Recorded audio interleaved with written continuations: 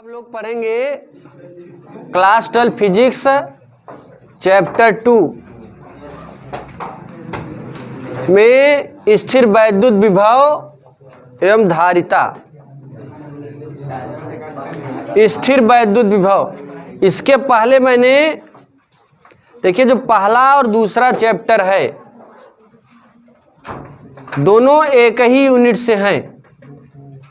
जैसे एक सिक्के के दो पहलू, सिक्का एक ही है लेकिन उसमें कितने पहलू होते हैं? दो। यहां पे जो पहला चैप्टर था इलेक्ट्रिक चार्ज एंड फील्ड, वैद्युत आवेश एवं क्षेत्र और स्थिर वैद्युत विभव एवं धारिता, ये दोनों एक ही हैं। उसी में दो पार्ट कर दिया गया है। जैसे सिक्का एक टेल होता है दूसरा हेड, ऐसे ही ये है सिक्का ही ना, उसके दो भाग हैं। ऐसे ही यहाँ पर जो पिछला चैप्टर फर्स्ट और सेकंड एक ही हैं, थोड़ा उसमें अलग अलग कर दिए हैं। मतलब अगर देखा जाए ये दोनों के गुण आपस में एक दूसरे से मिलते जुलते हैं, लेकिन जो तीसरा चैप्टर है वैद्युत धारा वो इन सब से क्या है? अलग है। तो यूनिट फर्स्ट में कितने चैप्टर हैं? दो चैप्टर, पहला और दूसरा। पहला मैंने पढ़ लिया है, अब उसका न्यूमेरिकल चलेगा। और ये दूसरा चैप्टर है हमारा स्थिर वैद्युत विभव एवं धारिता में सबसे पहले हम लोग जानते हैं वैद्युत विभव क्या होता है, इलेक्ट्रिक पोटेंशियल क्या होता है।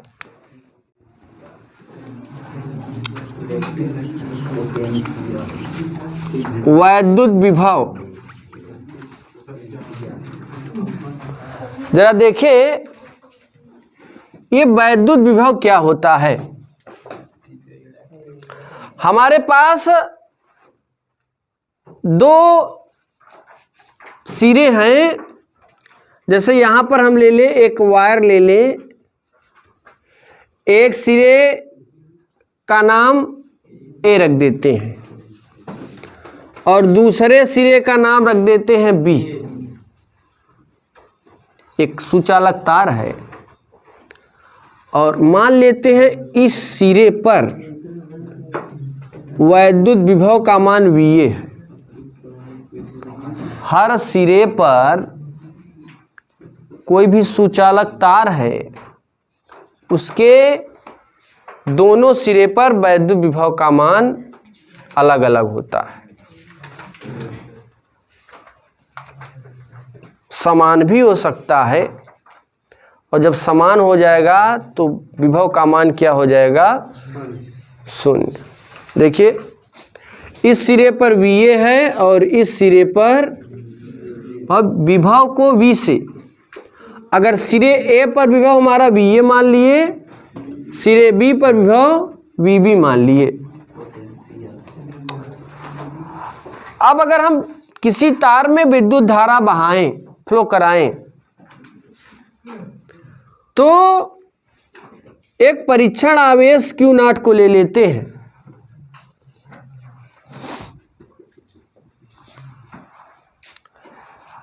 एकांक परीक्षण आवेश Q0 को एक बिंदु से दूसरे बिंदु तथा दूसरे बिंदु से पहले बिंदु तक ले आने में किए गए कार्य को उन दो बिंदुओं के बीच का विभवांतर कहते हैं। फिर समझिएगा, एकांक परीक्षण आवेश Q0 को एक बिंदु से दूसरे बिंदु तथा दूसरे बिंदु से पहले बिंदु तक ले आने में किए गए कार्य को उन दो बिंदुओं के बीच का वैद्युत विभव, इसमें हम एक विभवांतर कहेंगे क्योंकि यहां पे दो बिंदु मिल जाते हैं। तो यहां पे लिख देंगे विभवांतर। डिफरेंशिएशन डिफरेंट पोटेंशियल है वैद्युत विभवांतर, विभव में अंतर। जैसे आप घर से पहले गेहूं ले जाते हैं चक्की पर, फिर चक्की से आटा ले आते हैं घर पर, पिसवा के ले आते हैं। तो ये हमारा घर है, ये चक्की है, यहां से ले गया, फिर यहां से फिर उतने लेकर चला आया वापस। तो वही क्या हो जाएगा, वैद्युत विभवांतर। यानी एकांक परीक्षण आवेश को एक बिंदु से दूसरे बिंदु तक तथा दूसरे बिंदु से पहले बिंदु तक ले आने में किए गए कार्य को उन दो बिंदुओं के बीच का विभवांतर कहते हैं, वैद्युत विभवांतर कहते हैं। वैद्युत विभव थोड़ा डिफरेंट है, अलग है। वैद्युत विभवांतर क्या होता है कि दो बिंदुओं के बीच विभव निकालते हैं, और वैद्युत विभव केवल एक बिंदु से ले आकर वहां पे रख देना है। जैसे आप गेहूं ले जाइए, अल्लाह जाई के चक्की वाले के दई के भूल जाओ कि हम गेहूं ले गए थे। देखिए समझिए फिर से, देखो भाई यहां पे लिखेंगे कि परीक्षण आवेश Q नॉट को परीक्षण आवेश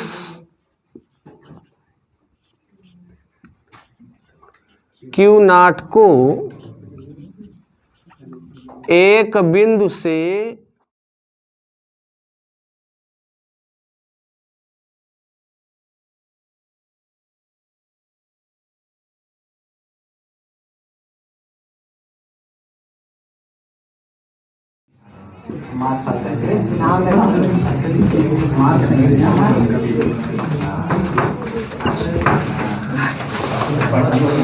चलिए देखिए, अब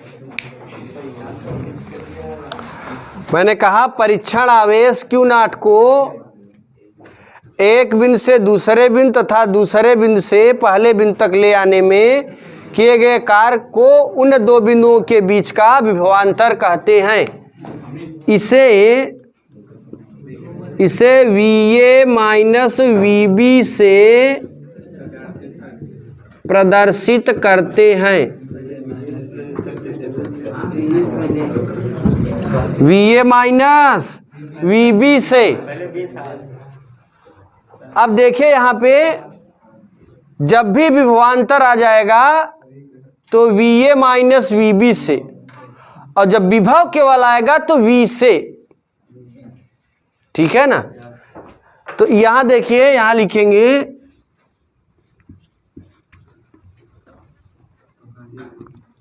वैद्युत विभवांतर VA माइनस VB बराबर किया गया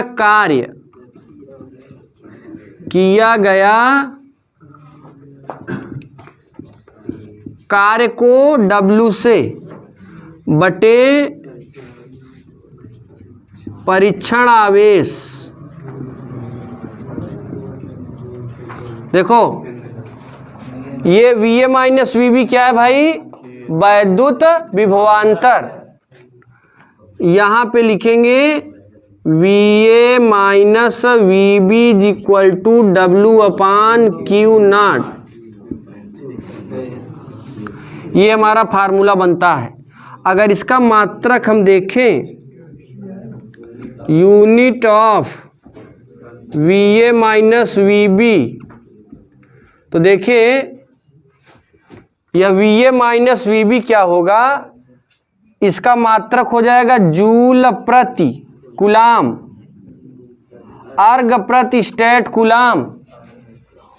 ध्यान दीजिए, कार्य का मात्रक जूल और आवेश का मात्रक कूलाम, तो जूल प्रति कूलाम। कार्य का मात्रक अर्ग, आवेश का मात्रक स्टेट कूलाम, तो अर्ग प्रति स्टेट कूलाम। एक का मतलब एम्पियर मत समझ लीजिएगा यहाँ पे। आगे देखिए और क्या होता है इसका, वोल्ट। वोल्ट को काहे से, जो वैद्युत विभव है, जो वैद्युत विभवांतर है, इसकी खोज अलेसांद्रे वोल्टा नामक वैज्ञानिक ने किया था। फिर समझिए, अलेसांद्रे वोल्टा नामक वैज्ञानिक ने किया था, इसलिए इसका मात्रक वोल्ट पड़ा है एसआई पद्धति में। आगे देखिए, अलेसांद्रो वोल्टा, हमने कहा इसका मात्रक क्या होता है, वोल्ट, संक्षेप में। अब यहां देखिए आगे, इसका जो बीमीय सूत्र होगा वो कैसे निकलेगा। यह एक अदिश राशि है, अदिश राशि। देखो, इसका जो बीमीय सूत्र होता है ml स्क्वायर टी पावर -2 और इसका होता है 80। जरा देखिए, सॉल्व कर लेते हैं। ml स्क्वायर टी पावर -2 और नीचे वाले का 80, तो बन जाएगा ml स्क्वायर टी पावर -3 ए के पावर -1। यहाँ पे बन जाएगा ml स्क्वायर टी के पावर -3 ए के पावर -1। तो ये हो गया हमारा वैद्युत विभवांतर का डिफिनीशन, विमीय सूत्र। इसके मात्रक क्या होते हैं, ये कौन सी राशि है, यहाँ पर मैंने दिखा दिया, तो आप लोग लिख सकते हैं। अब हम लोग जानेंगे वैद्युत विभव क्या होता है। वैद्युत विभव और वैद्युत विभवांतर में बहुत बड़ा अंतर होता है। वैद्युत विभव जो होता है, एकांक परीक्षण आवेश को हम लोग अनंत से ले आते हैं, लेकिन वैद्युत विभवांतर दो बिंदुओं के बीच आवेश को हम लोग एक बिंदु से दूसरे बिंदु तक भ्रमण कराते हैं बस। विभव की जो लिमिट है वो आउट ऑफ लिमिट है। आउट ऑफ लिमिट का मतलब है कि यह जो है अनंत से आता है,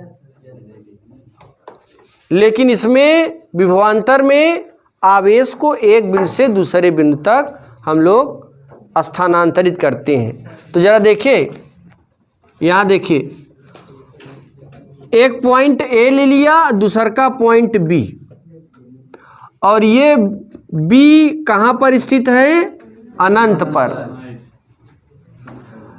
और यहाँ पर वी बी बराबर हो जाएगा वी अनंत, क्योंकि वी पॉइंट जो है अनंत पर स्थित है।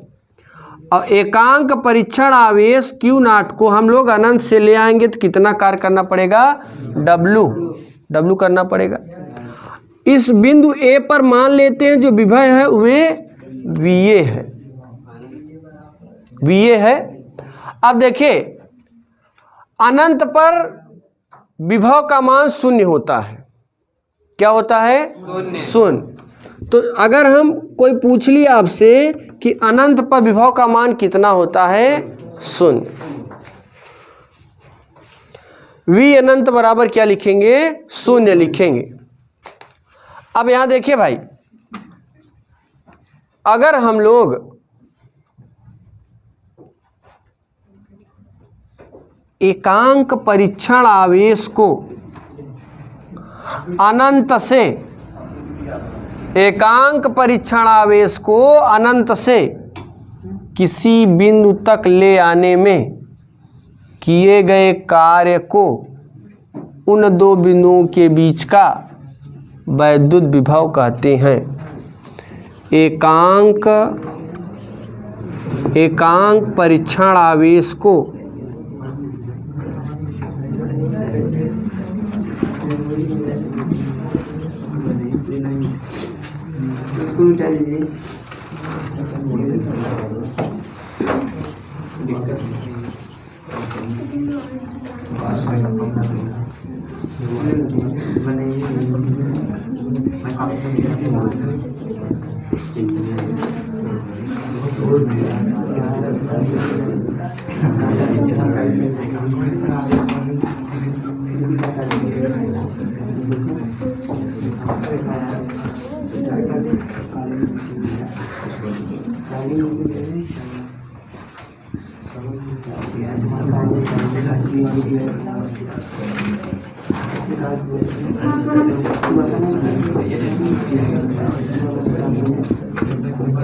चलिए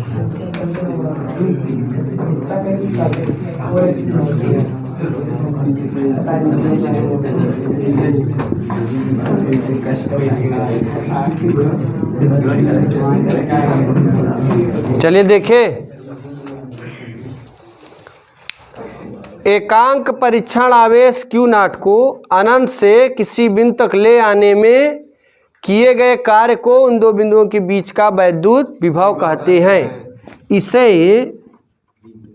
इसे V से प्रदर्शित करते हैं या लिखिए दिखाते हैं।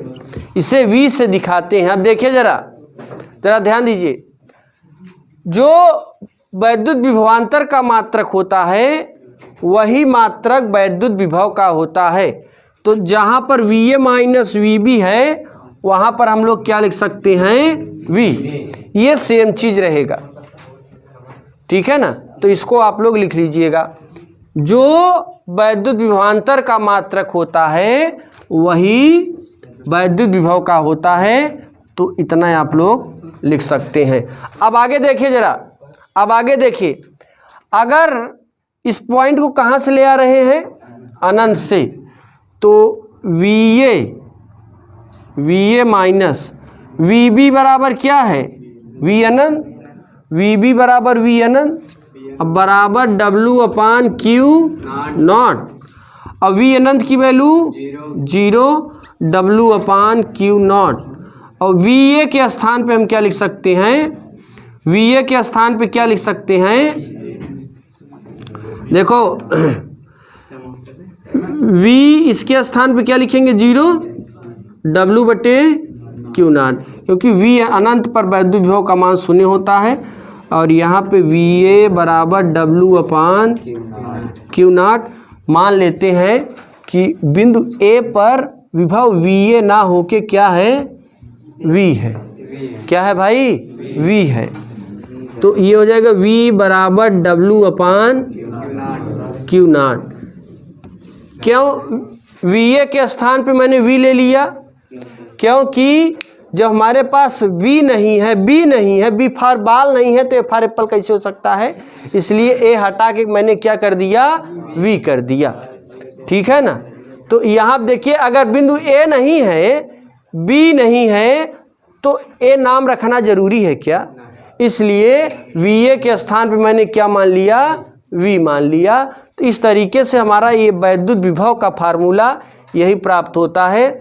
यह अदिश राशि है, इसके मात्रक ये लिखे गए हैं, और इसका विमीय सूत्र वही होता है जो वैद्युत विभवांतर का होता है। ये अगला हमारा टाइटल है विद्युत धारा, इलेक्ट्रिक करंट क्या होता है। तो इसमें देखिए, विद्युत धारा में हम लोग ये जानेंगे कि जो सुचालक तार है उसमें धारा किस तरीके से प्रवाहित होता है। जरा देखिए, यहाँ जैसे हम कोई वायर ले लें, इस तरीके से वायर हमारा होता है, गोली आकृति बेलनाकार। अगर इसमें इलेक्ट्रॉन इस तरीके से जा रहे हैं, ऐसे इस दिशा में इलेक्ट्रॉन का फ्लो अगर इस दिशा में हो रहा है, तो विद्युत धारा की दिशा इस तरीके से होगी।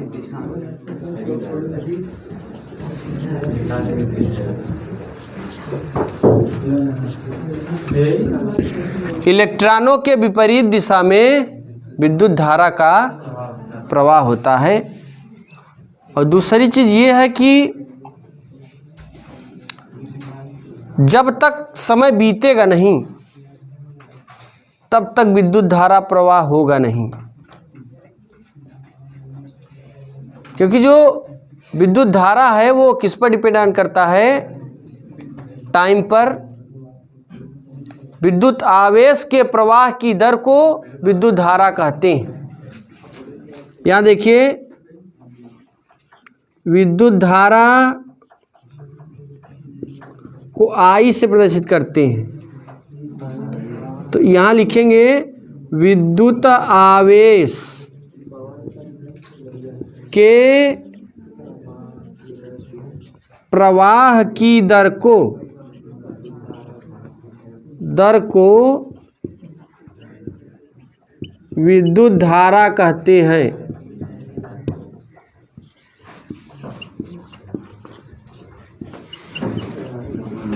विद्युत आवेश के प्रवाह की दर को विद्युत धारा कहते हैं। इसे आई से प्रदर्शित करते हैं, कैपिटल आई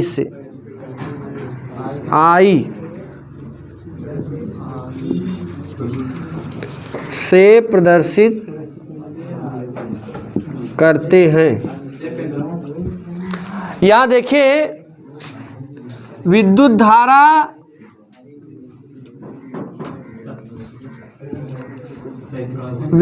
धारा आई बराबर आवेश प्रवाह की दर, आवेश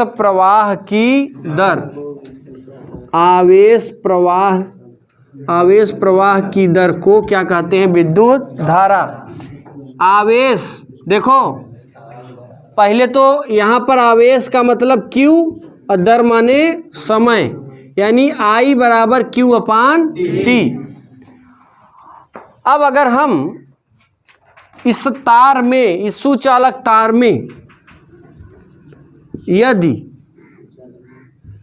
Q बराबर 1 कूलाम तथा T बराबर 1 सेकेंड, तो ये हो जाएगा I = 1/1 बराबर 1, I बराबर 1 एम्पियर।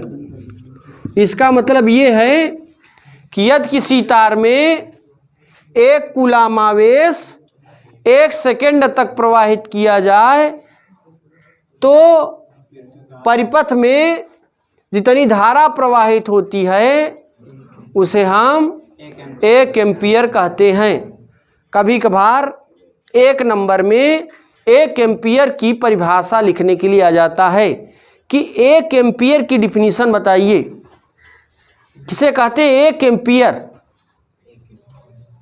या एम्पियर की डिफिनीशन भी कोई अगर पूछ ले तो भी वही बताएंगे जो 1 एम्पियर की डिफिनीशन होगी। क्या कहेंगे? यदि किसी तार में 1 कूलाम आवेश 1 सेकेंड तक प्रवाहित किया जाए तो उस परिपथ में जितनी धारा प्रवाहित होगी उसे 1 एम्पियर कहते हैं। वैद्युत धारा की खोज आंद्रे मेरी एम्पियर नामक वैज्ञानिक ने किया था, इसलिए SI पद्धति में वैद्युत धारा का मात्रक एम्पियर होता है।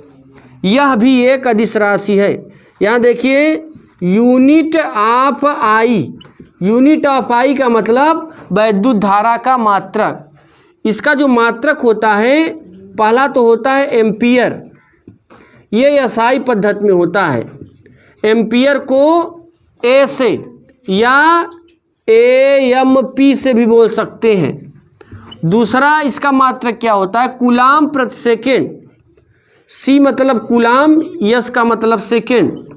तीसरा मात्रक स्टेट कूलाम प्रति सेकेंड, SC/S। और इसका जो विमीय सूत्र होता है वो A होता है। A कैसे होता है जरा देखिए, आवेश का AT और नीचे का T से T कैंसिल, क्या बचा? A मतलब एम्पियर। आगे देखिए यह कौन सी राशि है? अदिश राशि है। यह एक अदिश राशि है। देखिए फिर समझिएगा, वैद्युत धारा की दिशा इलेक्ट्रॉनों के विपरीत दिशा में, आवेश के विपरीत दिशा में होता है। आवेश प्रवाह की दर को वैद्युत धारा कहेंगे, इसे I से व्यक्त करते हैं। I बराबर Q/T। और 1 एम्पियर की डिफिनीशन क्या होगी जरा समझिएगा। 1 एम्पियर की डिफिनीशन, यदि किसी परिपथ